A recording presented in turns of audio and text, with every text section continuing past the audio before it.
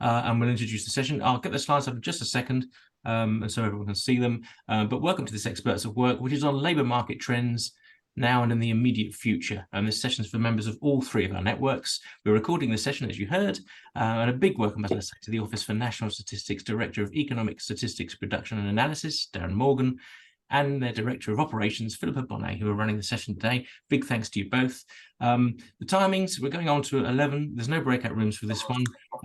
The plan is to let Darren and Philippa take us through the stats, the latest stats that have come out today, as I say, at about 7 a.m. And then we'll be pausing after some broad areas for them to ask questions of you, see what things that struck you particularly, your responses, your input. So yeah, it's going to be a really interesting session. There's some already, just talking to Philippa, there's some really quite striking revelations on this one. So Darren, I'm going to turn over to you, I think, first, is it, or rather Philippa?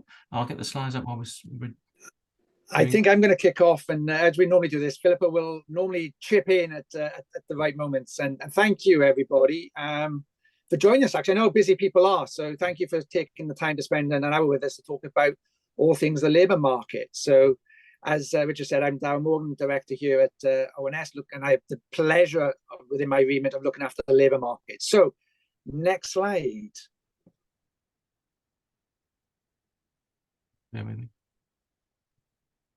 So we're going to cover it, first of all, what's the labour market telling us now? We published, as Richard said, we published numbers about 3 hours ago, the latest estimates, getting quite a lot of coverage already in terms of interpretation. So where are we? Let's have a look. So, labour market, you can see the headline there, it's confounded all predictions. And what I mean by that is that if we go back 3 years or 3.5 years now at the start of the pandemic, when the pandemic struck, people said, you know, the forecasts were for double-digit unemployment, you know, 4, 5, 6 million, perhaps even people unemployed. Never happened. Never happened. You can see on the top left chart there that unemployment peaked so far at 5.2% at the end of 2020, and actually it started falling then. And we have seen sort of the lowest levels of unemployment rate in 50 years at certain points over the last year or so. But you can see now that it's starting to creep up a little bit in our later numbers again, just reflecting perhaps some of that monetary tightening that the Bank of England has been doing. So the main market has been much more resilient than people expected. And probably the furlough scheme and the support schemes that were in place, been doing this quite a few years. It's probably the most successful policy intervention I've seen to protect a part of the economy. It was, you know, it really did work. But obviously we know it's expensive. Top right chart, employment. So you can see here that employment, though, hasn't quite recovered back to pre-pandemic levels. Yeah. So that's, so you say, well, hang on a minute, you tell me unemployment's at 50-year lows. Why isn't unemployment get back yet? Stay with me. And the bottom chart is the number of vacancies that we have available. And again, the vacancies, you can see there, we've seen a sharp rise in vacancies as we came out of the pandemic. And again, that was a record, 1.3 million we hit, number of vacancies in the UK last summer. And this was astonishing. For the first time ever, for every single person unemployed, there was a vacancy. So there's as many vacancies as there were people unemployed, something we had never seen in the UK, as I said. But now we are starting to see vacancies fall, and we've seen vacancies fall for 14 months in a row. So you're saying, so this is a bit confusing, isn't it? So you're saying unemployment's really low, but we are seeing employment's not back up, and vacancies is really high, has been really high as well. So why have we seen a lot of vacancies if unemployment's so low? So let's go to the next slide. And the answer to a large part is this, something called economic inactivity, which basically means these are people who are out of work, but are not looking for work, or totally unavailable for work, so perhaps disengaging from the labour market. And it has been surprisingly talk of the town. This was probably the poor relation in the labour market suite of statistics until the pandemic. Now, this is basically this chart shows a cumulative change in terms of the number of people who have become inactive since the beginning of 2020, broken down by age. So at the start of the pandemic, left-hand side of the chart, you can see it was sharply increased. Inactivity really increased, and that happened around the world. Now, that makes sense, doesn't it? Because if you think about it, if you lost your job at the start of the pandemic, what is the point starting to look for when the economy is closed? But unlike other countries, which fell, started to fall when the economies reopened, the UK didn't. And not only did it not fall, it sort of slowly increased and then increased really sharply into 2022. And then, but then what's happened since is what people expected to happen. It's been slowly falling, and unfortunately, until the numbers this morning. So, you know, that's what we expected to see. People returning to the jobs market, starting to look for work, or make themselves available for work. And if you look at the age group here, it's quite telling, isn't it? You know, look at those blue bars. Look how dominant that became during over the last couple of years. And they are people between 50 and 64.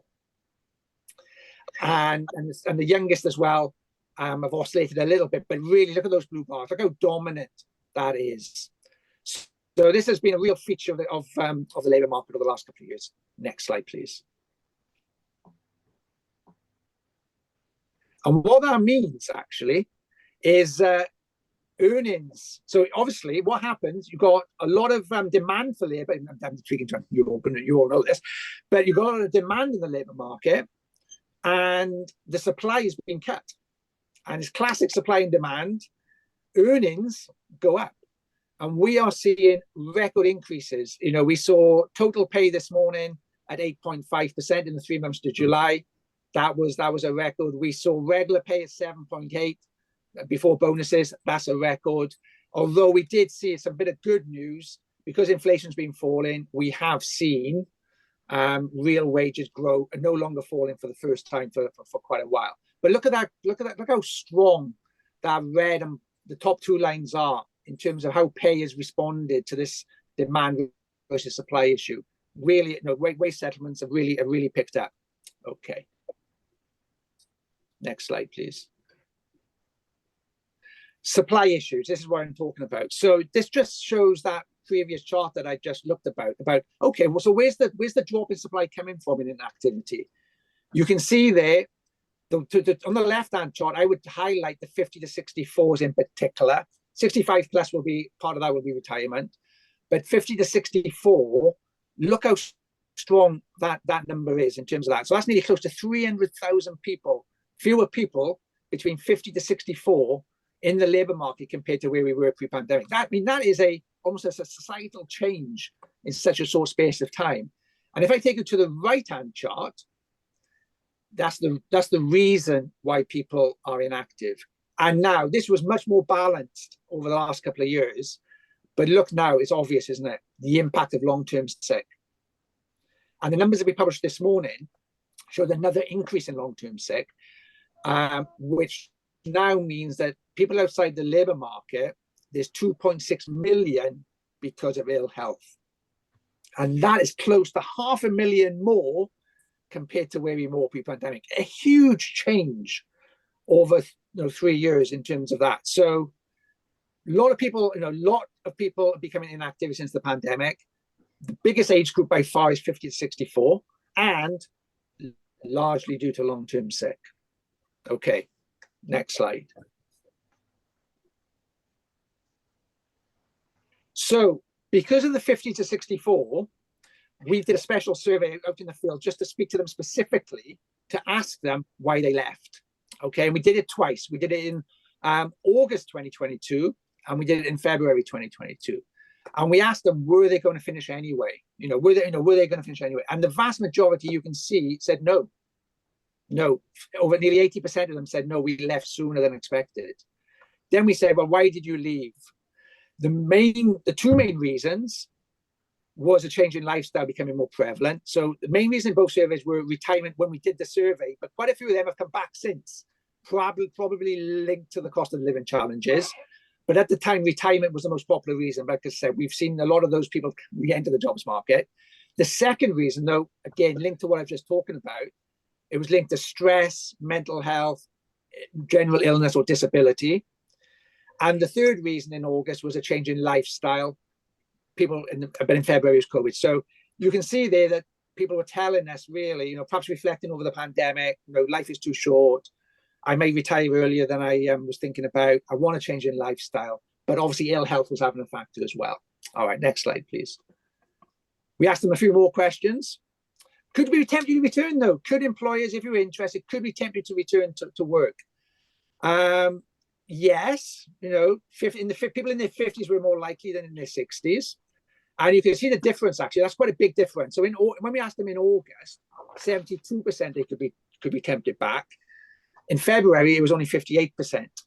Now, that's a big change in such a short space of time in just a few months. And that's what we've seen. These people perhaps who did leave the workforce or jobs market, perhaps, the grass perhaps wasn't greener, and perhaps, or unfortunately, they were forced back into the jobs market, as I said, because of cost of living challenges. And that's what we've seen to a certain extent, but not still large numbers outside. But this is really important for people on the call, I guess. If we are looking at this workforce, would they be interested in returning full time? No, absolutely not. You can see how small the percentage was. No, really small numbers who wanted to return full time. And what could tempt me back again? Now, it's all about, you can see, good pay, flexible working from home, fitting around caring.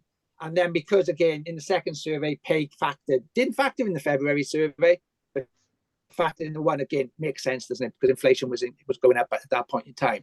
But you can see that actually very little interest in coming back full time. And if they were to come back, they really, really did want some flexible working patterns around that. Okay, next slide, please. Right, that is where we are in the labour market. That is what the numbers are telling us, hot off the press, like I said, only a couple of hours ago. Richard, I don't know if you want me to pause there to take any reflections from people or any questions, or whether you would like me to carry on. Entirely up to you and the audience. Yeah, that's a good idea. Let's pause there and let's see what people think. Anything they'd like to hear more about. Anything that struck the group, or anything that you'd like to ask Darren or Philippa in terms of the implications, perhaps. Anya, hi. How you doing? Hi, morning. Thank you. Yeah, I'm good. Thanks, Richard.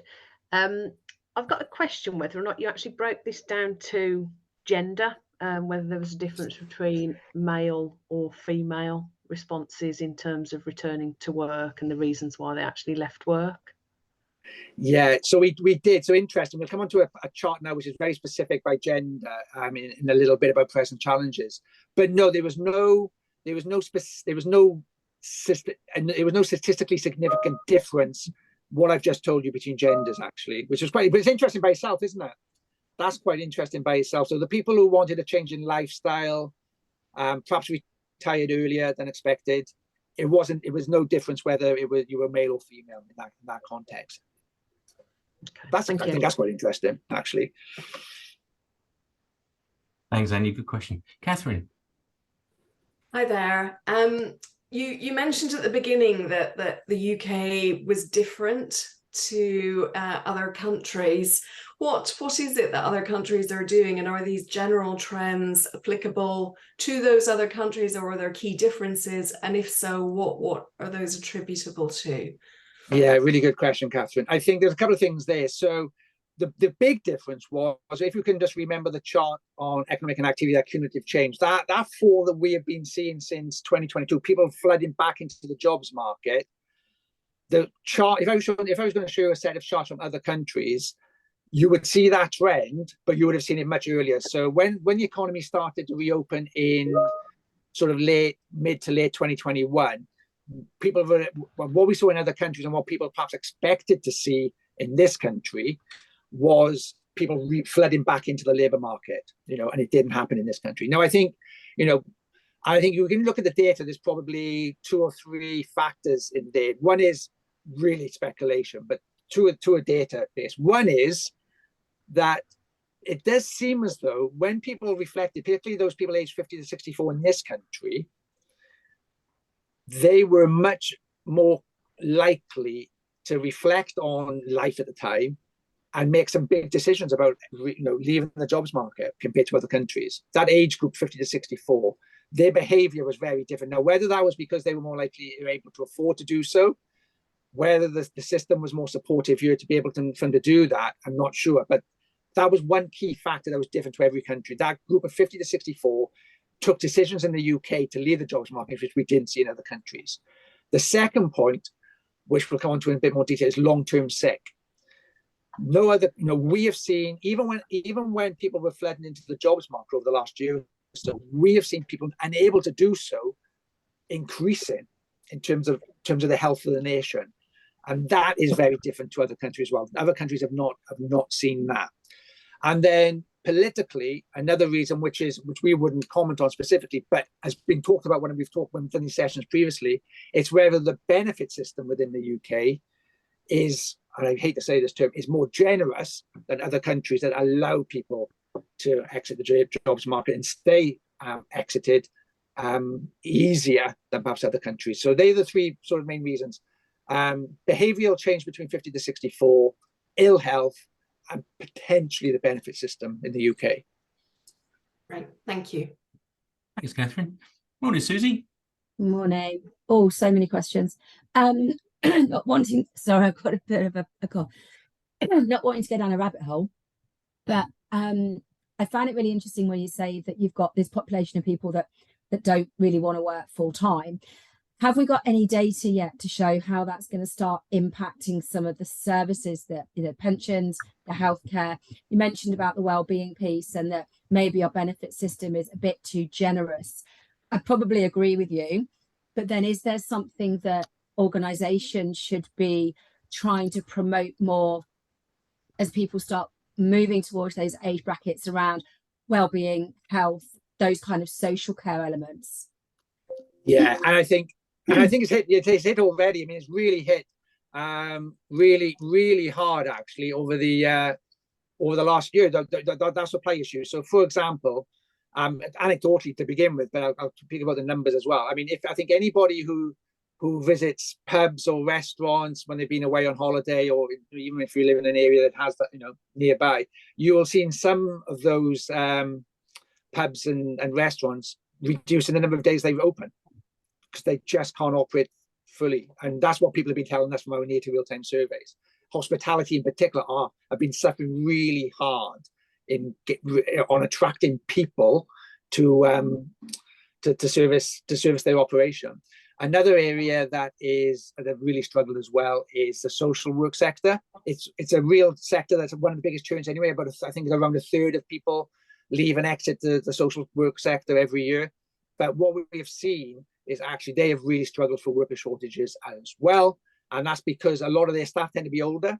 So it's sort of a double, tend to be older as well. It's been well publicized very early on. Now, this is about almost 18 months ago. HGV drivers, we saw, again, problems there at the start.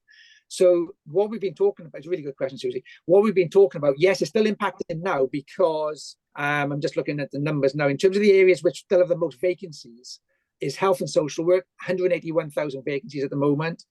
Wholesale and retail trade, so retailers and wholesalers, 133,000. And hospitality have about 133,000 vacancies still. So these areas have been hit already, and they are still struggling, even in today's market, of filling their vacancies. So yeah, it's had an impact, and it's continuing to have an impact directly on how they operate, but also those wages. What they're telling us, they're having to increase the wages they pay to attract people to even think about joining them. Thank you. I'll answer your question, Susie. Yeah, that's great. Thank you. Right, thanks, Susie. Thanks, Susie. Thanks, Catherine. Thanks, Anya. Excellent questions. Cracking starter on the question front. Darren, shall I move you on to the next slide? Yeah, and it touches on a little bit of what we just talked. A great question. So it's good. It builds on this. Builds on. Here we go. So, what's the present challenges? And this is probably the single biggest one due to long-term sickness. You can just see the growth of people who are outside the jobs market because they're long-term sick. You can just see, look how sharp that's risen over the last 3 years. And like I said, we're at a record level now at 2.6 million. So that is a real challenge. And if you're an employer, I think people will be looking at this thinking, right, oh, okay, what do we do to support people back into the jobs market? And obviously the government will be thinking the same thing again as well. but what can we do to support people because of ill health? Okay, so that's the one big challenge. Okay, next slide, please. And this is touches on the question a little bit earlier, the really good question of the gender. So this is one that's been really closely watched. So these are people these are just females. This chart just shows females, the number of females inactive. So it's telling us that they are unavailable for work or not looking for work due to looking after the family and home and other reasons as well. Now, the top line, we've seen decades, haven't we, of females re-entering the jobs market because of societal changes and just and obviously childcare and so on. So you can see there that we've seen over the top line, over a long period of time, females re-entering the jobs market, which has been brilliant news. But you can see at the pandemic that stopped, and that sort of made sense again because perhaps and we saw male as well stop, and perhaps that made sense because perhaps you're looking after children, perhaps you're caring for parents as well. But when the economy reopened, the trend didn't revert. You can see it's plateaued and actually went up a little bit. But perhaps reassuringly, in our very later figures, now you can see that trend starting to go back down again with more females re-entering the jobs market. So I think this is definitely one to watch, because I think people would prefer, for lots of reasons, for that trend about females rejoining the labour market continuing that we saw previously pre-pandemic. So this one is definitely one to watch. And again, if you're an employer, it's what can be done, I guess, to support that happening. So it's a really, really one to watch. Okay, another present challenge. Next slide. Is it true disengagement? So these are people who are inactive, but do they want a job? Do they want to, or don't they want a job? And you can see here that it's sort of, they used to be quite close. It used to be quite close historically. If I took this chart back, the lines used to be very similar to where the chart starts. And then it flipped during the pandemic, which you'd expect, because a lot of people lost, although we didn't have a big, massive shock as expected, it was still a shock, and people did want a job. But look now, look at the split. Look, it has been widening, those who don't want a job compared to those who do want a job. And you could argue that's true disengagement. So what can be done to change that? So I think that is a real challenge for the country. Okay, next slide. And this causes a demand issue. And this is a busy slide, but if I can start on the top left, this just illustrates, I think, how extreme the number of vacancies have been compared to historical levels. So if you look at 2019, which is a thick dark line, which is around 800,000, that is a typical level for the UK to have around 800,000 vacancies. And then if you look at the sort of the slightly like the greeny sort of color, 2022, you could just see how different 2022 was for vacancies. And although vacancies have been falling for over a year, 2023, that sort of middle line, you can see it's still above what we normally expect. The range of charts on the right hand side, that is literally to demonstrate that it's widespread.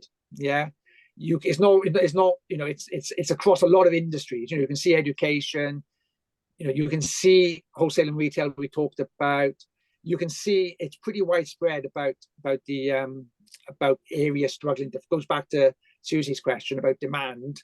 Is this impacting people now? Yes, it is, in terms of operating. And the top and the bottom left numbers there, we ask businesses, what are the main reasons why you're struggling? Why are you experiencing worker shortages? And you can see there a lack of qualified applicants, a low number of applicants. We just can't offer an attractive pay package to encourage people.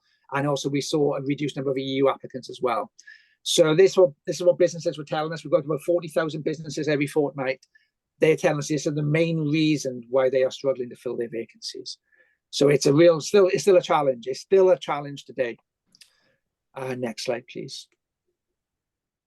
And the government did respond in the spring budget initially. So obviously we've been sharing this analysis that we're sharing with you today, talking to Treasury and number 10 and the Office for Budget Responsibility and so on.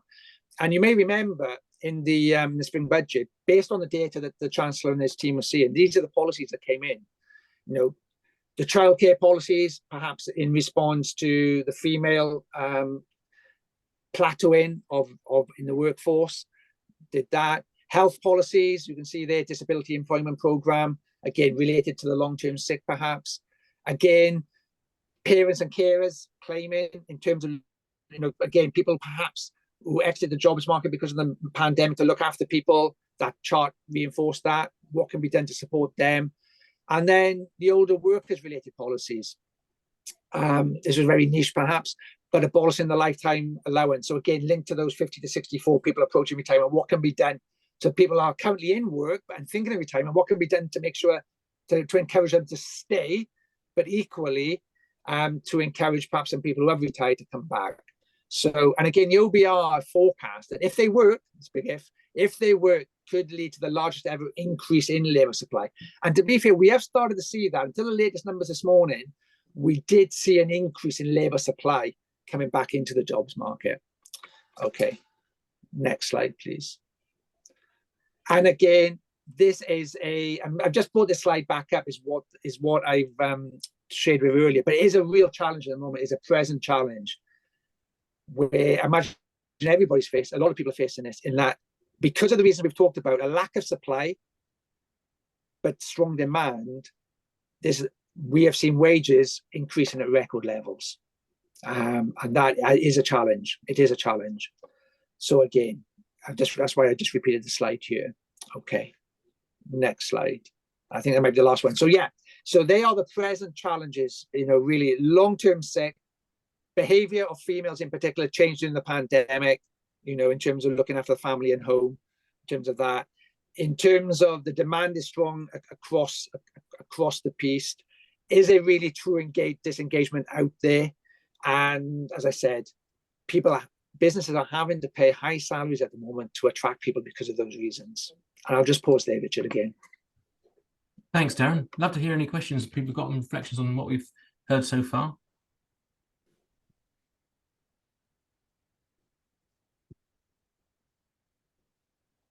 Philippa, what's your reaction to these? Because obviously you get some of these early doors, I guess, do you? And it's Absolutely not. I found them out on the Today programme at 7 o'clock this morning. No, we don't. Right.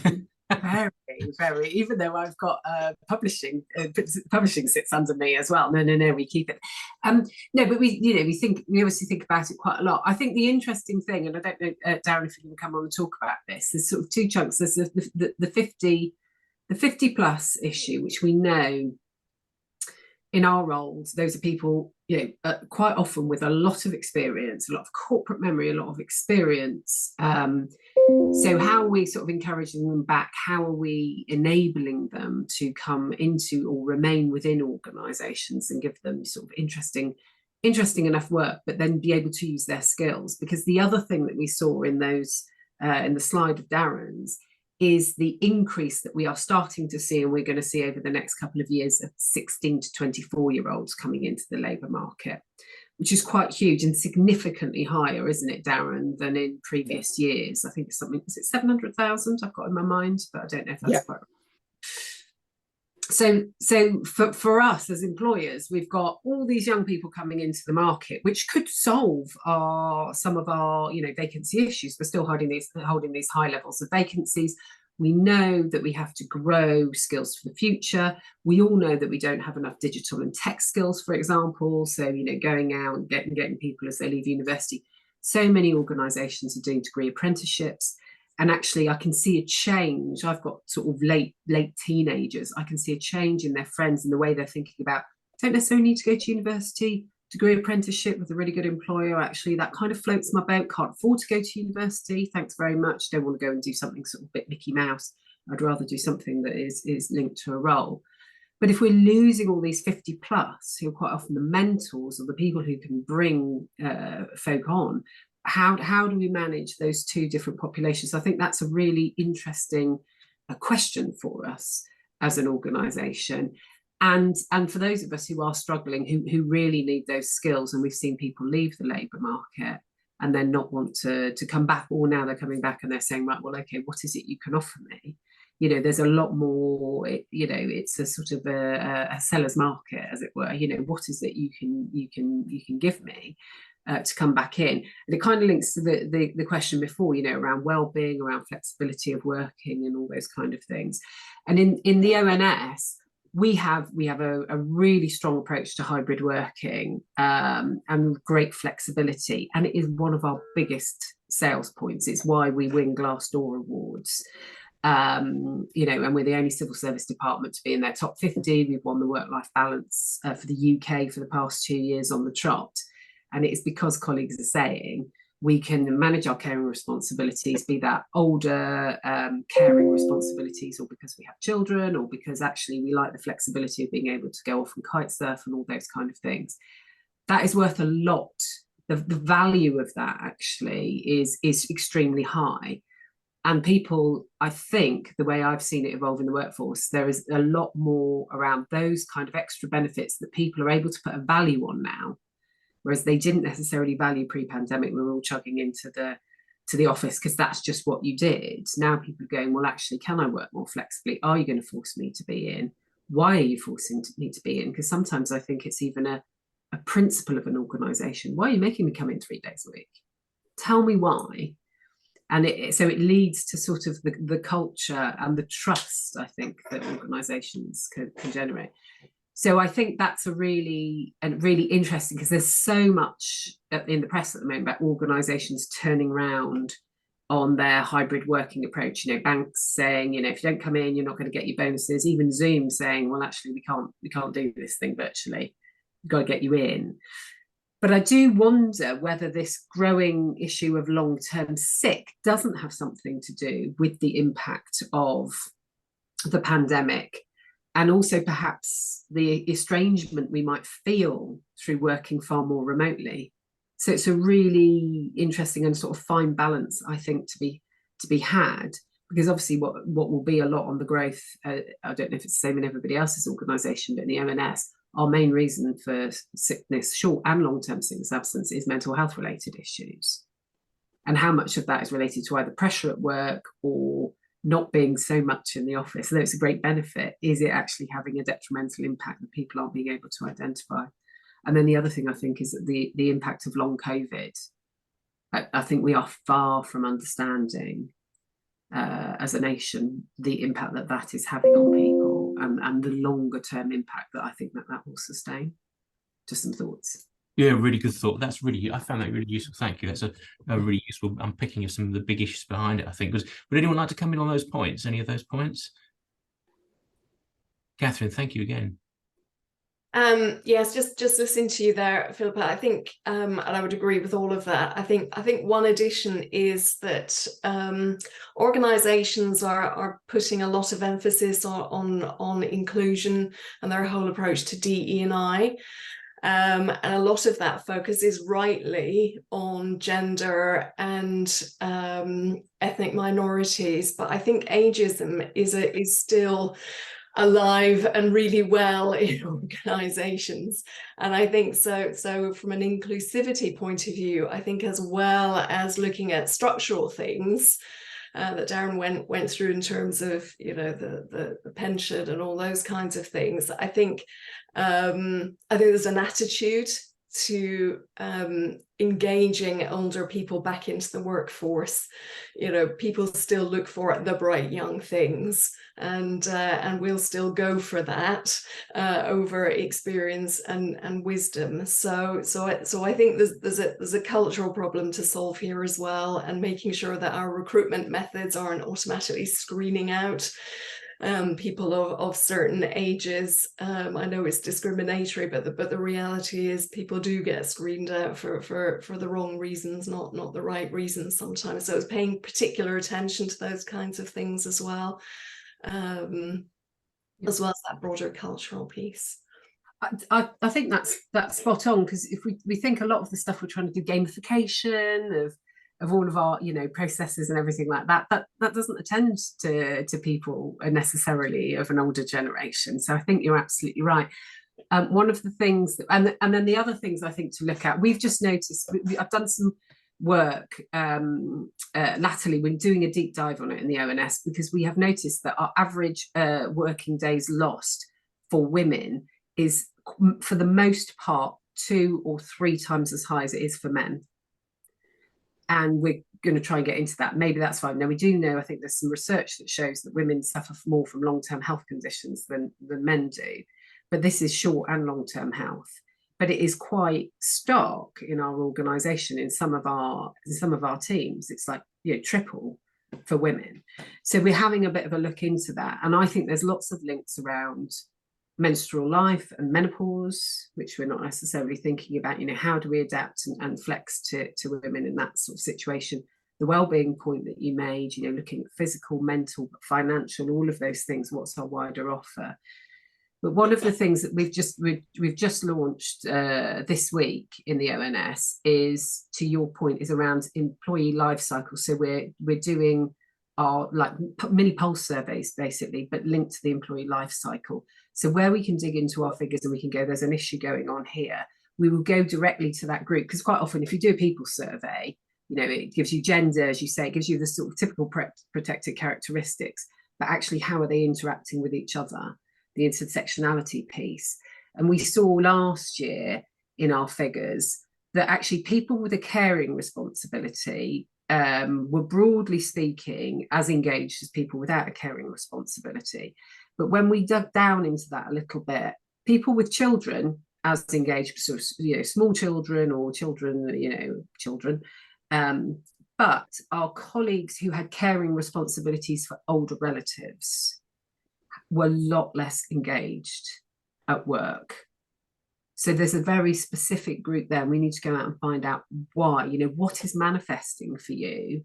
Because actually, you know, is it because it's really hard yards to look after older people? Everybody sort of attends to you when you've got children, and we make sort of things, but are we doing that because you've got parents to go home and look after or whatever?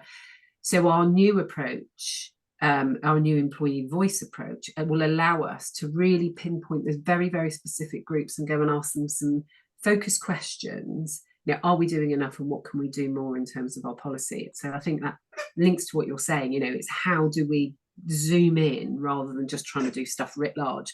Because actually, for ethnic minority colleagues, there's all kinds of different things going on for colleagues with an ethnic minority, you know, as an ethnic minority, or for women. So how do we get more granular detail to affect that? I think is really important. Thanks ever so much, Philippa. Thanks ever so much, Catherine. Let's go to Michelle now. Oh yeah. Hi, can you hear me? Yeah, all good, thanks. Yeah, great. This is the first time I've used the headphones on the Bluetooth, so I was a bit nervous if it was working or not. Firstly, apologies for being late. Really, really interesting. I've just got 2 observations. We found that we've got a multi-generational workforce. So how we think about, you know, our recruitment, our employee proposition, the work environment, different inclusive practices, propositions. We've really had to put some thought behind it because of the age range that we've got in the organisation, and also the length of service. We just had somebody the other week who had 40 years service with us. So it's it's interesting just how do you adapt to that, because one size doesn't fit all.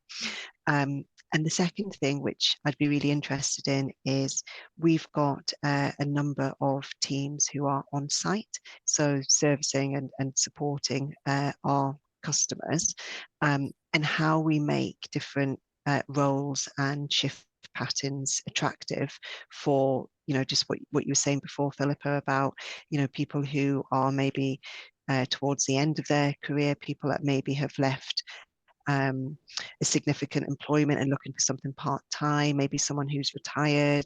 You know, we're very open to looking at actually how do we structure our roles and our shift patterns so that they're far more appealing to a wider group of people, rather than just saying, right, it's, you know, it's an 8 or 10 hour shift and these are the hours. Actually, what can we do that's maybe a little bit more innovative to be more attractive to a wider group? Are there any thoughts on particularly being flexible on shift patterns? Michelle, was it?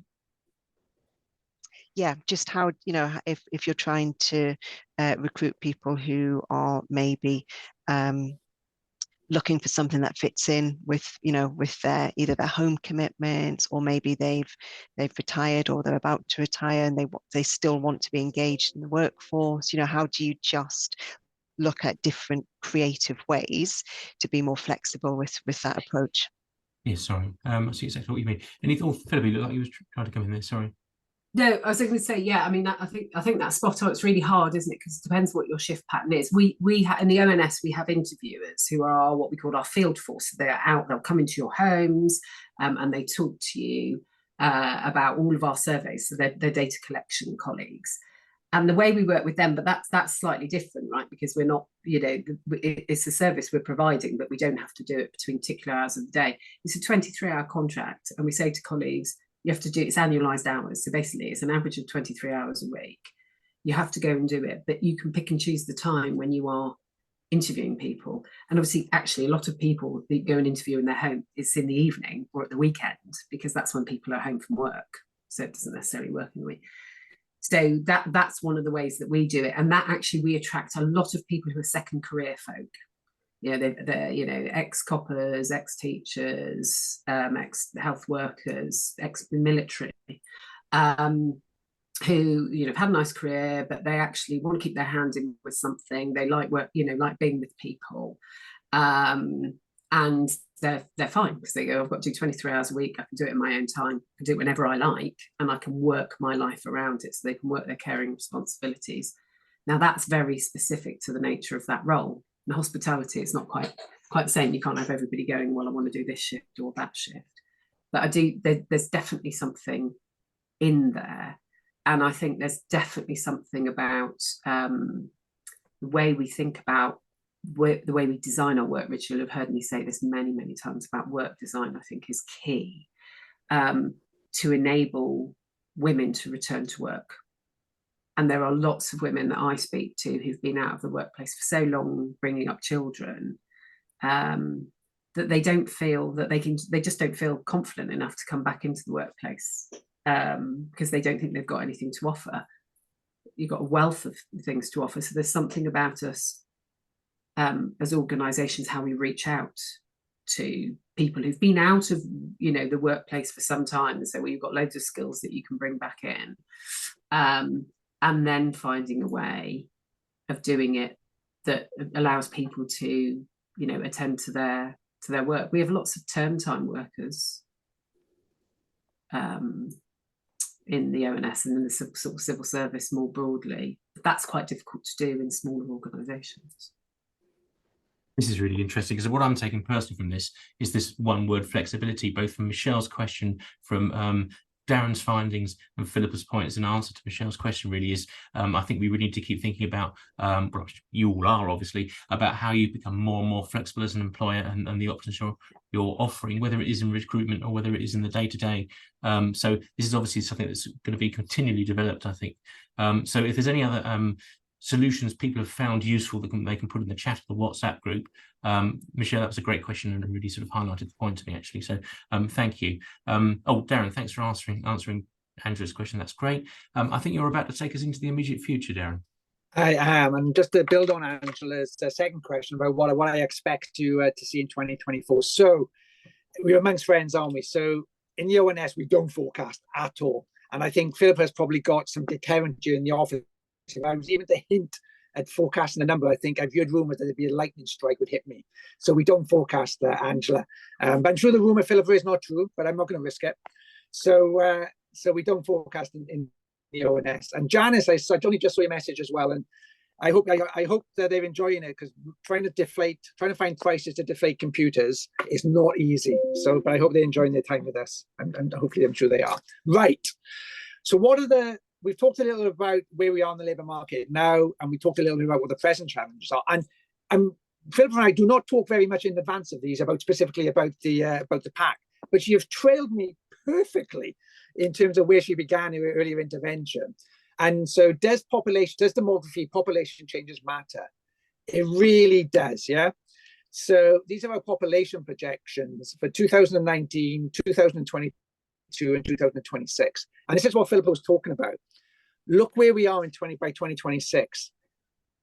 60 to 64 will increase by over 700,000 between 2019 and 2026. That is huge. And then you've got this other bulge at the youngest, nearly 500,000 people between 16 and 20 between 2019 and 2026. So that point Philippa was talking about, and then Michelle, great question about multi-generational as a business. This just brings it home. This isn't going to go away. You've got this aging population, which people hopefully will, I would imagine, would like to encourage to stay in work or encourage them back into work. And then you've got all these young people entering the jobs market as well. So sort of what can be done to make sure there's different routes for them into employment, because obviously we're all different. So, but this is coming down the line. These are big numbers coming down the line. And this is quite useful to share now with people like yourselves. Just like, okay, let's start thinking about this, because I think this will be critical for workforce planning in coming years.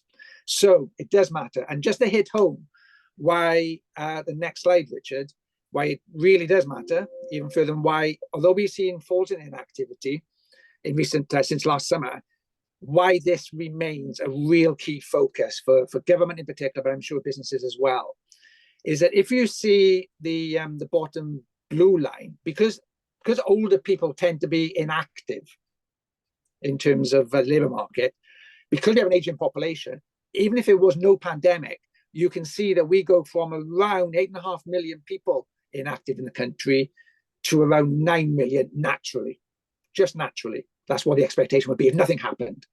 But look at what hit the pandemic has had. Now, based on those same projections as that darker blue line, is that we forecast in terms of we don't forecast, but if project forward based on the age groups, you get to 9.2 million. So you can just see that this supply issue in terms of the labour market, if we can't crack it, it's an issue today, but it's going to be an even bigger issue over the next 4 or 5 years. And that's why it's a real focus going forward. I think that is it, Richard. Yeah, that's it. Back to you for any other questions. Yeah, that was great, Darren. Thank you ever so much. That was a tour de force from you and Philippa. Philippa, thank you too for the suggestion. We have some time for questions, as Darren says. So, anything else that you're thinking wasn't brought out as much as it could have been? Anything that struck you as a surprise or not a surprise? I didn't know there was that. Perhaps I'm not paying attention. That sort of demographic boom coming along quite shortly for the younger people, which, as Philippa said, might solve some of our labour market shortages in some ways. There was a question from Anya in the chat about menopause, which I think is really important to us. Darren, I don't know if we do anything on menopause. I do know we're about to start doing some work around endometriosis, aren't we, and the impact that has on women and working lives. But this sort of hits under this menstrual life thing. But do we do anything specific on menopause? We haven't. So when it comes up as interesting, isn't it? Because I think the really good question about the stigma and things. So when you look at the long-term ill health, three reasons sort of quite dominate the proportion of those. Two of them we've talked about. One is mental health. It's the top reason when you look at all the reasons, and particularly amongst the young, actually, it's really interesting when you see the breakdowns and worrying at the same time. The mental health is the top issue.